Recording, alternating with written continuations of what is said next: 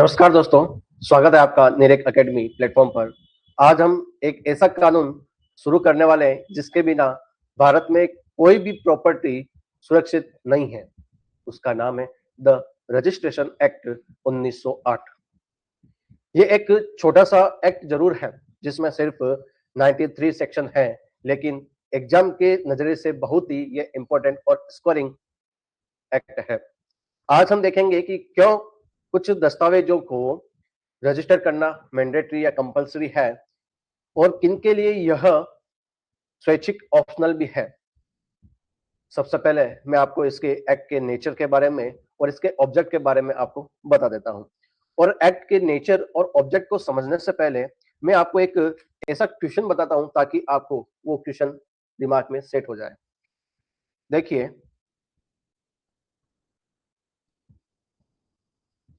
हमेशा आप क्या करते हैं, आपने किसी भी एरिया के अंतर्गत या किसी भी प्राइम लोकेशन के अंतर्गत एक 25 बाई 50 का जो फ्लैट है या 25 बाई 50 का आपने एक बंगला खरीदा जिसका रेट है आपके 50 लाख रुपए है। आपने पूरे पेमेंट उसका दे दिया और चाबी भी आपने ले ली और आप रहने भी लग गए। ध्यान से समझना, बंगला खरीदा, पैसे दे दिए और चाबी ले ली, आप रहने लग गए। लेकिन आपने सबसे इंपॉर्टेंट जो काम था वो आपने नहीं करवाया, यानी सब रजिस्ट्रार ऑफिस में जाकर आपने अपना डॉक्यूमेंट वगैरह है या आपने अंगूठा वेरीफाई नहीं करवाया। तो क्या कानून आपको, उस कानून के नजरिए से आप उस घर के मालिक बन सकते हैं या मालिक हैं? बताइए। कमेंट सेक्शन में आप सभी के आंसर मेरे पास में आने चाहिए। यानी even you pay 50 lakh rupees and get the keys and without registration, are you the legal owner of the bungalow? Can you give me answer in comment section? Very good, very good बेटा। Yes कैसे होगा? यानी इसका simple सा answer है no. यानी they we will understand why through the registration act, हमको क्यों वहां पर भेजा जाता है कि इस एक्ट के माध्यम से आपको जो भी आपने घर को परचेज किया है उसका रजिस्ट्रेशन करना। देखिए, सिंपल सी बात है बेटा, हमने कोई भी घर खरीदा, ठीक है, हमने कोई भी जो घर है वो खरीदा और वहां पर हमने उसकी चाबी वगैरह ले ली, रहने भी लग गए, की वगैरह ले ली और वहां पे रजिस्ट्रेंस वगैरह रहने भी लग गए, ठीक है। लेकिन हमने वहां पर इस एक्ट का यानी इस घर का सब रजिस्ट्रार ऑफिस में जाकर हमने अपना जो डॉक्यूमेंट है वो वेरीफाई नहीं करवाया, अपना थंब इम्प्रेशन है वो नहीं लगवाया। तो यहाँ पर क्या ये जो एक्ट है आपका यानी रजिस्ट्रेशन एक्ट, तो यहाँ पे इस एक्ट के माध्यम से क्या ये घर आपका वैलिड हो सकता है? क्या आप वहां पर जो रह रहे हो वहां पर वो वैलिड के अंतर्गत आएगा? बताइए।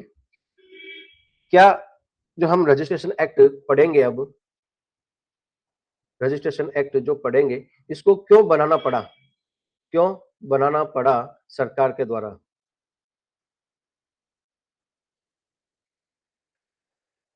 ठीक है, सबसे पहले हम तीन बातें इसमें समझते हैं कि सबसे पहले आपका पब्लिक क्या होना चाहिए, नोटिस होना चाहिए, पब्लिक इंटरेस्ट होना चाहिए। ठीक है, तीन वे में इसको हम समझते हैं बेटा। देखिए, सबसे पहले आता है आपके पब्लिक नोटिस। दूसरा आपके आता है, यानी हम इसको ट्रिपल पी का रूल भी कह सकते हैं। क्या कहते हैं बेटा? ट्रिपल पी का रूल भी हम कह सकते हैं इसको। क्या कहेंगे? ट्रिपल पी का रूल भी कह सकते हैं। तीन पी का रूल। सबसे पहले पब्लिक नोटिस, दूसरा prevention of fraud, prevention of fraud, चौथा पी आएगा, तीसरा पी आएगा परमानेंट, परमानेंट रिकॉर्ड। ठीक है, जो आपके पहला जो पी आता है पब्लिक नोटिस के रूप में, यहाँ पे क्या किया जाती है, सार्वजनिक सूचना वगैरह दी जाती है। सार्वजनिक सूचना देना कि भाई हम उस घर के मालिक हैं, दुनिया को बताना। ठीक है, किसको बताओगे? दुनिया को बताना उस घर के मालिक हम हैं।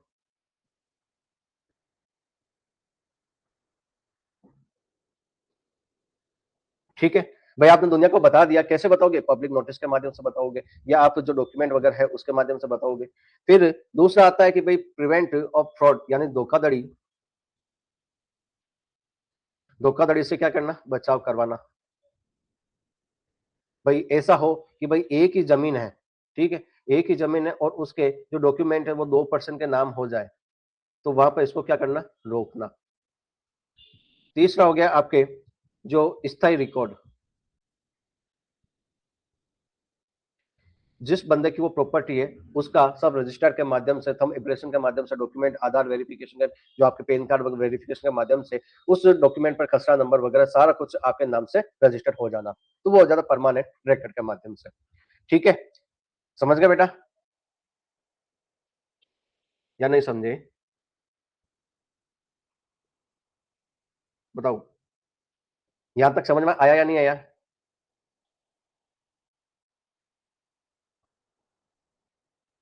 बोलो, यहां तक समझ में आया या नहीं आया?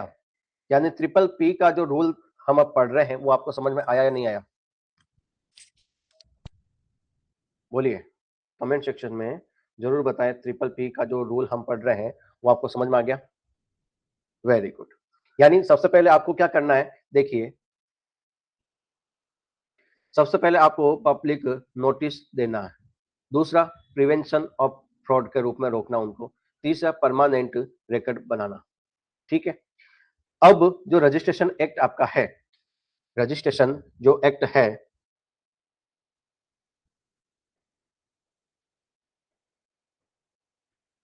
रजिस्ट्रेशन जो एक्ट आपका है, इसमें क्या होता है? किसी अदर एक्ट का भी इन्वॉल्वमेंट होता है? बताइए, क्या अदर एक्ट के माध्यम से हम इसको कनेक्ट कर सकते हैं? वेरी गुड बेटा, वेरी गुड, आपने सही जवाब दिया। ट्रांसफर ऑफ प्रॉपर्टी एक्ट को हम कनेक्ट कर सकते हैं। ठीक है, यानी आपका जो ट्रांसफर ऑफ प्रॉपर्टी जो एक्ट है, ठीक है, ये क्या कहता है कि भाई आप क्या करोगे? किसी भी प्रॉपर्टी का ट्रांसफर कर सकते हो। ठीक है, प्रॉपर्टी का ट्रांसफर करना होता है, लेकिन जो आपका रजिस्ट्रेशन एक्ट है वो ये बताता है कि आपने जो प्रॉपर्टी दी है, ठीक है, उस ट्रांसफर को क्या करना? गवर्नमेंट क्या करना? जो आपने ट्रांसफर किया है उसको रिकॉर्ड के अंतर्गत करना, यानी पब्लिक जो गवर्नमेंट है, गवर्नमेंट जो आपके साइट है वहां पर उसको क्या करना? रिकॉर्ड करना। तो कहने का तात्पर्य है कि ये आपका टीपी एक्ट और रजिस्ट्रेशन एक्ट दोनों एक दूसरे से कनेक्ट है। ठीक है, यानी ट्रांसफर ऑफ प्रॉपर्टी एक्ट ये बताता है कि आप प्रॉपर्टी का ट्रांसफर कर सकते हैं, लेकिन रजिस्ट्रेशन एक्ट ये बताता है कि उस ट्रांसफर को आपको गवर्नमेंट रिकॉर्ड भी दर्ज कैसे करना है। ठीक है, कैसे करने के बारे में ये बताता है आपका रजिस्ट्रेशन एक्ट। ठीक है, अब जो ये रजिस्ट्रेशन एक्ट आपका है, रजिस्ट्रेशन एक्ट जो आपका 1908 का एक्ट है, वो क्या सब्सटेंटिव लॉ है या प्रोसीजर लॉ है? बताइए, सब्सटेंटिव लॉ है या प्रोसीजर लॉ है? तो मेरे हिसाब से ये प्रोसीजर लॉ है, तो सब्सटेंटिव लॉ नहीं है, प्रोसीजर लॉ है। अब प्रोसीजर लॉ में भी ये क्या है? एक विशेष विधि है। क्या है? एडजेक्टिव लॉ है, विशेष विधि है। समझ गए कैसे? प्रोसीजर लॉ है कैसे? प्रोसीजर लॉ आपके जैसे सीपीसी भी है, सीआरपीसी भी है। ठीक है, समझ गए? लेकिन ये आपका स्पेशल लॉ है, एडजेक्टिव लॉ है। यानी ये क्या करेगा? जो भी राइट होंगे उनको लागू करने का जो प्रोसेस है, लागू करने का प्रोसेस कहां पर है बताता है रजिस्ट्रेशन एक्ट। यहां तक समझ में आ गया बेटा? तो कमेंट सेक्शन में लिखिए कि जी सर, हाँ, जो आपने अभी तक मेरे को समझ में समझाया है वो समझ में आ गया। कमेंट सेक्शन में लिखिए। देखिए, बहुत शानदार तरीके से इसको समझेंगे बेटा।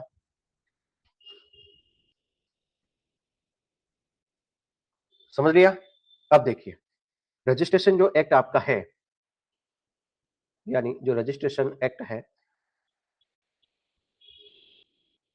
ये देखिए आपका जो रजिस्ट्रेशन एक्ट है, इस एक्ट में देखिए इसका एक्ट नंबर, यानी जो इस अधिनियम का एक्ट नंबर क्या है, 16, यानी 1908 का अधिनियम संख्या क्या है, 16 है।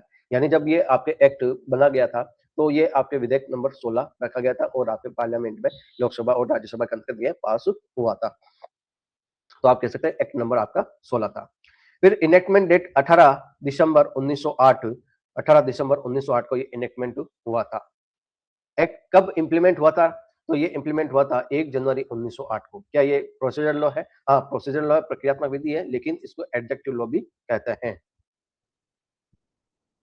प्रोसीजर लॉ का कौन सा पार्ट है? ये एडजेक्टिव लॉ का पार्ट है। ठीक है, टोटल पार्ट कितने हैं इसमें? 15 पार्ट है। टोटल सेक्शन कितने हैं? 93 सेक्शन है।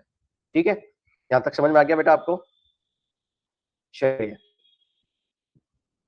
अब देखते हैं इसकी जो आपके चैप्टराइजेशन है, कैसे इसमें पार्ट को डिवाइड किया गया है। ठीक है, सबसे पहले आप इसमें देखेंगे प्रीलिमिनरी के बारे में, जो कि पार्ट 1 से लेकर 2 तक आता है इसमें। फिर आता है रजिस्ट्रेशन ऑफ एस्टेब्लिशमेंट, यानी आपके रजिस्ट्रेशन जो रजिस्ट्रीकरण है उसको कैसे स्थापना करेंगे, इसके बारे में होगा। इसके बाद हम 3 से लेकर 16 ए तक आता है।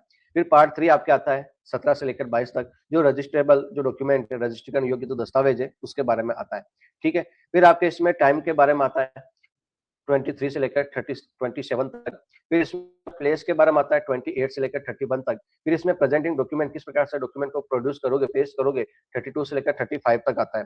फिर इसमें अप्रेंस बारे में बताता है कि किस प्रकार से आप अप्रेंस करोगे, जो आपके विटनेस वगैरह होंगे। तो इन्फोर्सिंग इन आपके अप्रेंस वगैरह निष्पादकों गवाहों की उपस्थिति के बारे में चैप्टर नंबर आपके 7 आता है, जो कि 36 से लेकर 39 आता है।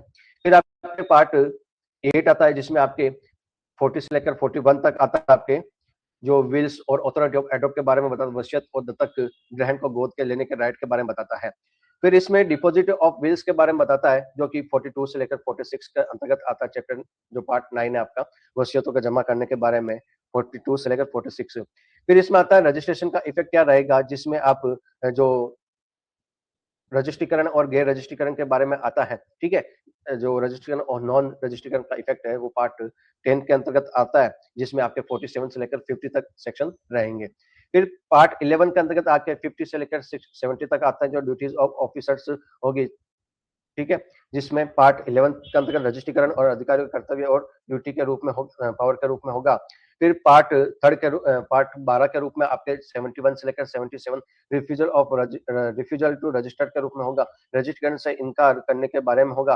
फिर पार्ट 3 के रूप में आपके 78 से लेकर 80 तक रहेगा, जिसमें आप फीस वगैरह किस प्रकार से सर्च करोगे, कॉपीज वगैरह कैसे चेक कर, तो रजिस्ट्रेशन शुल्क, खोज और प्रतियों के बारे में इसमें शुल्क वगैरह आपको देना पड़ेगा 78 से 80 के अंतर्गत। फिर आपके इसमें चैप्टर नंबर 14, जो कि आपके 81 से लेकर 84 तक जो पेनल्टीज की बात करेगा। ठीक है, फिर आपके 15 के अंतर्गत मिसलेनियस के बारे में, जो विविध के बारे में 85 से लेकर 93 तक सेक्शन आते हैं बेटा। ठीक है, फिर हमने ये भी देखा था इसमें जो अधिनियम की प्रकृति और ऑब्जेक्ट है, नेचर क्या है, इसमें प्रोसीजर लॉ है। हाउ टू रजिस्टर डॉक्यूमेंट, यानी डॉक्यूमेंट को कैसे रजिस्टर करना, इसके बारे में बताता है। It does not create a right but records के बारे में ये बताता है। यह प्रक्रियात्मक विधि है, यह दस्तावेज का रजिस्ट्रेशन कैसे किया जाएगा, ये स्वयं अधिकार उत्पन्न नहीं करता, बल्कि क्या करता है, उन्हें रिकॉर्ड करता है। ठीक है, जैसे ऑब्जेक्ट क्या है इसका, evidence to maintain a permanent record of document, तो परमानेंट रिकॉर्ड के रूप में हो गया, तो मैंने पी का बताया था। फिर prevention of fraud, prevent of fake transaction, धोखा फर्जी लेन देन और धोखाधड़ी का रोकना के रूप में मैंने बताया था। पब्लिक नोटिस के बारे में, सार्वजनिक सूचना, inform to public about property of ownership, संपत्ति के स्वामित्व के बारे में जनता को सूचित करना, यह भी मैंने आपको ट्रिपल पी का रूल बताया था। ठीक है, फिर आता है इसमें जो चौथा आता है कि एश्योरेंस ऑफ टाइटल, यानी जो खरीदार को कानूनी सुरक्षा और हक का आश्वासन देना,